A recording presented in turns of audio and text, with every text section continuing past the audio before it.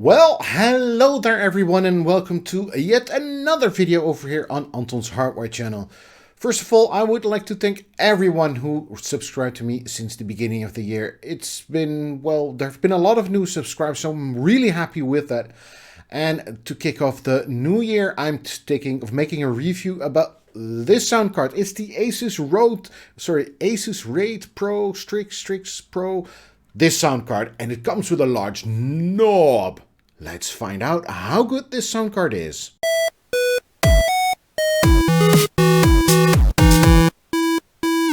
In my series of sound cards, I've always tried to look the regular sound cards, but also the sound cards that are, well, maybe a bit different or have something unique that other sound cards don't have. Well, as I said in the introduction, this sound comes with a large knob, which turns and you can set the volume.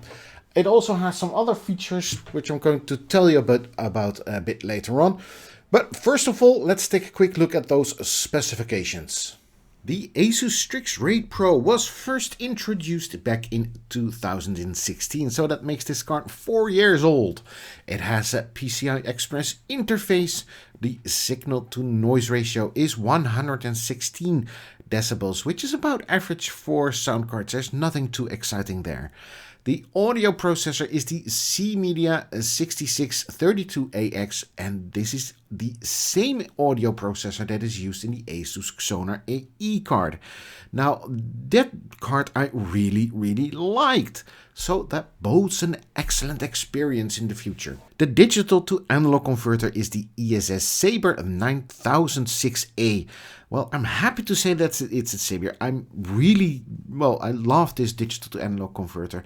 It has 7.1 speaker output for those who would like to know, and it has an headset amplifier, which is the Texas Instruments TPA 6120, and that one is the same amplifier that was used in the Asus Sonar Phoebus. It seems as if Asus has listened to my previous videos, because all of a sudden there was a new driver for this card. It was from the 18th of November of last year, so that makes this driver a lot less than 2 months old.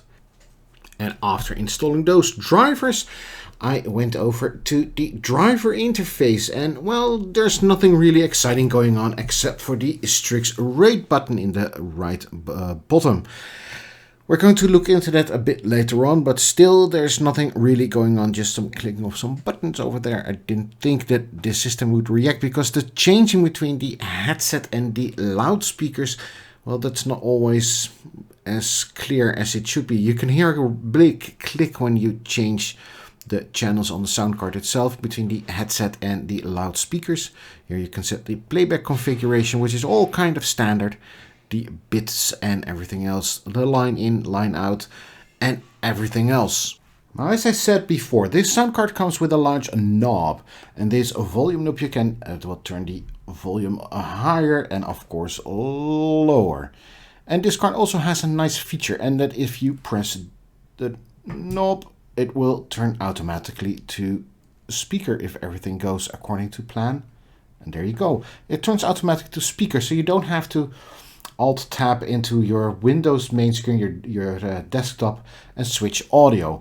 So this knob, well, it is really convenient if your keyboard doesn't have a large volume knob to use. Now for the Raid button, I'm not really sure I am sure what this does, but I don't know what the added value for this. It's supposed to do, if you have settings that you want to have at that moment, maybe you want to have a bit more highs, a bit more lows, or custom settings in your system, and you want to have that activated, you just press the button and voila, there it goes. And it does look really cool, but well, if you don't have your audio settings correctly set up from the beginning, I'm not really sure what the button does, but it's a nice LED effect, which is kind of cool. Something that's really peculiar, which is a bit strange, but when you come to think of it, it's, well, kind of okay. This sound card, this knob is attached by a HDMI cable. And this cable is directly connected to your sound card. Now, I've been using this sound card since beginning of December just to fiddle around and get a bit of a feeling with this sound card and how good the sound quality actually is. And I must say I am rather pleased with this sound card. As I said in the specification section, this sound card almost is comparable to the Asus Sonar AE. It has a bit better components, a bit lesser components. What I do like is the large knob, which is really an added feature that I can recommend. Also, the driver support for the first time. I've been, well, talking about this for now almost 2 years, and the driver support for the first time, the drivers were almost 2 months old, the latest drivers, and now that's a bit, well, cool to see. So thank you for that, Asus. So would I recommend this sound card? Well, I would, yeah, I really would. Although the price is a bit high, I still think that this sound card, the sound quality is really good. The driver interface is good. The knob is really good.